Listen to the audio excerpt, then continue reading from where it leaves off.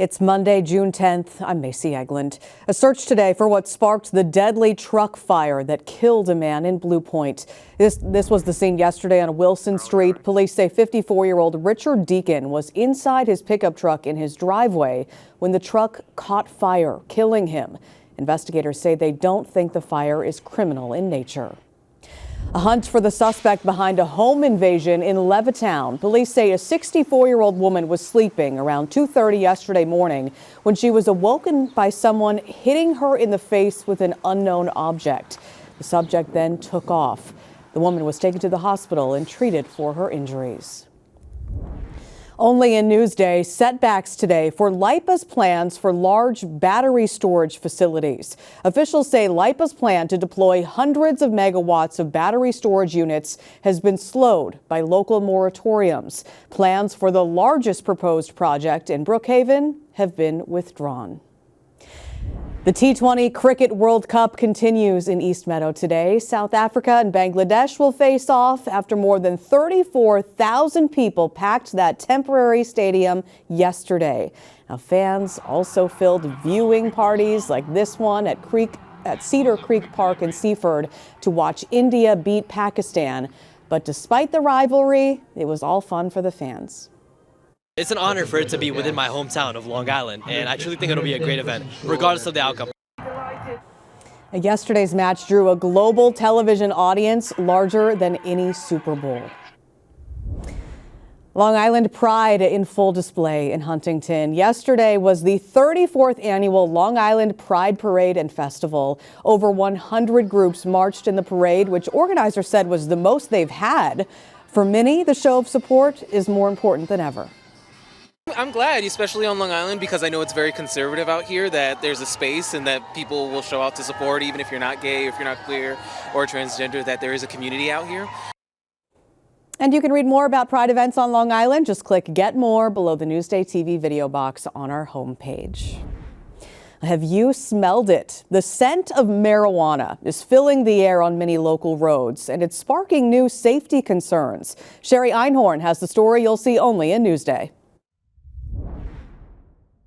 I'm Sherry Einhorn. Ever had this happen? You're driving on any road, anywhere on the island. Someone passes you by, and then all you smell is pot. Sometimes I'd be driving, and you would have this fragrance, if you want to call it that. Typically, it happens quite often, more often than none. It's typically at stop signs and traffic lights. Driving high on marijuana, a dangerous and potentially deadly decision. Prosecutors say this is what can happen: devastating crashes, loved ones lost. It is unfair. And families who are left to pick up the pieces. We just want to see justice done for my wife. Driving high puts everyone on the road at risk. How would you know how it affects the person driving or the person behind you? You don't know. Statistics are lumped together in an impaired driving category and not broken down by cannabis alone. Still, the numbers are on the rise. Deadly crashes involving drivers impaired by either drugs, alcohol, or both jumped from 108 in 2019 to 146 in 2022. When legalization went through, I think a lot of people maybe interpreted that as a signal that it's okay to drive while impaired. Well, alcohol is legal, and it's certainly not okay to drive drunk. So we want to make sure that same message is clear with cannabis. Here's the challenge for police and prosecutors. Although there's a saliva test pilot program, there's currently no roadside tool in New York to measure the amount of cannabis in your system like a breathalyzer does with alcohol. There's also no legal limit on the books for cannabis impairment. It's a very, very frustrating situation in this day and age. When you're talking about being drug impaired, drugs affect people in different ways. So it's much more convoluted. The standard field sobriety tests definitely still work. They're definitely still an indicator as to whether you're intoxicated, but it's much less clear cut. Prosecutors say the penalties are pretty similar for drunk and drugged drivers, with one key difference. If you're convicted of a drunk driving offense, it's mandatory that you get an ignition interlock device. With a drugged driving conviction, it's not. Here in New York, we don't believe that the penalties are as strong as they could be for people that get behind the wheel after using drugs. Until and unless the science catches up to what's happening in society. It's really more about education. We need people to know that driving while impaired is impaired is impaired. There's no way around it. For Newsday TV, I'm Shari Einhorn. Read more about high driving enforcement on Newsday.com. Click Get More below the Newsday TV video box. A trip now to a seasonal shop on Shelter Island that specializes in coastal-inspired clothing. Elisa DiStefano has the story you'll see only in Newsday. There are such good vibes in here. Island vibes. Shelter Island vibes. Shelter Island vibes. It's Pure Soul's 7th summer season on Shelter Island. Pure Soul is a lifestyle concept of an experience that I created to give you a sense of wellness, happiness, joy, comfort. For owner and designer Silma Cabrera, Shelter Island has become a second home. Shelter Island opened the doors to Pure Soul during a difficult time in my life. We were leaving Puerto Rico because Hurricane Maria, and the community was so welcoming and so incredibly loving to our situation.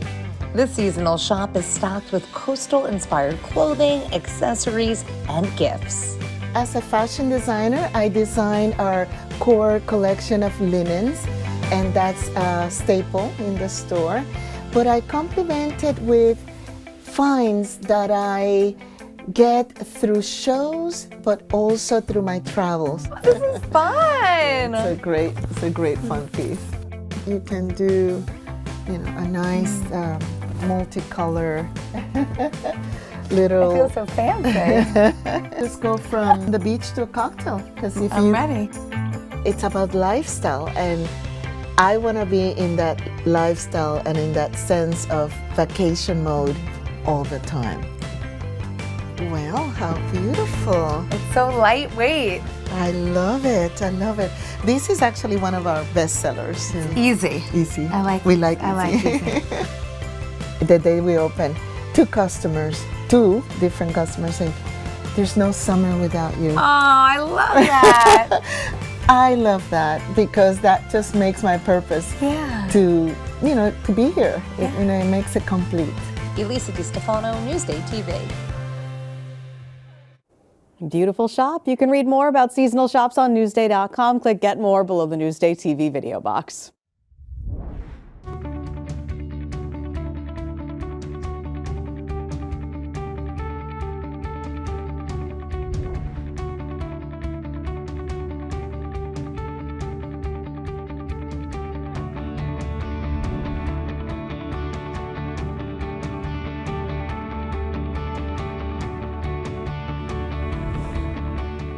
Take a look at your forecast on this Monday. A pretty nice day to start off your work week. Let's take a look outside. This is Tiana Beach in Hampton Bays. Beautiful, right? Probably wish you were there, but maybe headed off to work. Let's take a look at your day planner. Partly cloudy today, highs in the mid-70s to start off your Monday here. Tomorrow actually looks like a carbon copy of today. Mid-70s, partly cloudy once again. As we expand out to your 7-day, we are heating up to the 80s for the end of the week.